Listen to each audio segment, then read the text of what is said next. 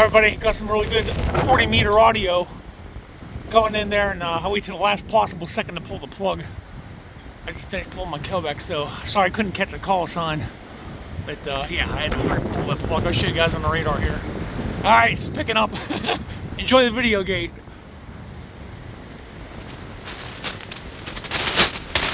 Too funny. Yep, KG8Q returning.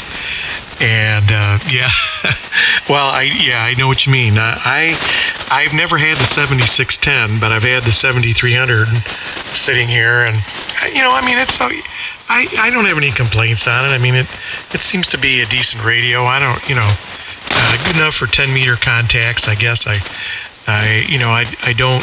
I guess my expectations are not terribly high with it, but I mean, I have no complaints on it, and you know, it seemed to work pretty well any time that I fire it up. So yeah, now 7610 though, I know a number of guys that have one, and so I've never had one myself, but you know, it is what it is, I guess, you know, and I know what you mean about the, you know, ICOM not dealing with the issue. My buddy ran into that with the 910H, and if you're familiar with their ICOM's bloodline, the 910H is a 2-meter 440 radio, and I guess there's something that goes out in them. I don't know if it's the chip or something that goes south in it, Marty, and they are not repairing them. So if yours goes out, something happens, sayonara. I mean, you're out of luck. So I'm glad I sold mine. I sold my 910 a couple of years ago just because I wasn't using it. Not that I really wasn't unhappy with it, but you know, I think it's a pretty sad state of affairs by not providing any support for the radio. I mean, they flat out said they're not repairing them. So either they can't get the chip, or it's too much involved of a repair for them to do it, and that's pretty unfortunate actually, because you know, that radio was a little bit chunk of change too. I think when that thing came out, it was around $1,200–1,300.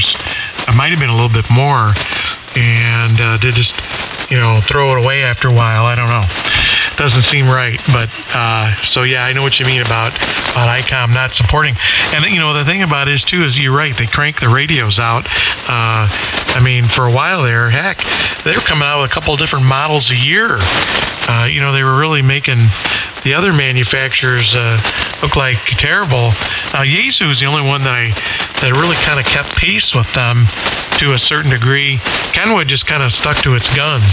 You know, we're going to come out with a 590, and then we came out with the 990, and then you know, head scratch, let's come out with the 890, but you know, there was a lot of years in between those releases, whereas ICOM was cranking them out like eggs. So yeah, I mean, ICOM's okay. Like I said, occasionally I'll have one in the shack here, and I'm contemplating getting the 9700, which is a 2-meter 440 version to replace the 910, Marty, but I haven't pulled the pin on that one. So yeah, you know, I guess it is what it is. But you know, after you've sat in front of the Anon here, it's pretty difficult to go back. You know, I'm looking at a 27-inch screen here, and when you have geriatric eyes, it's pretty tough to go back, Marty, or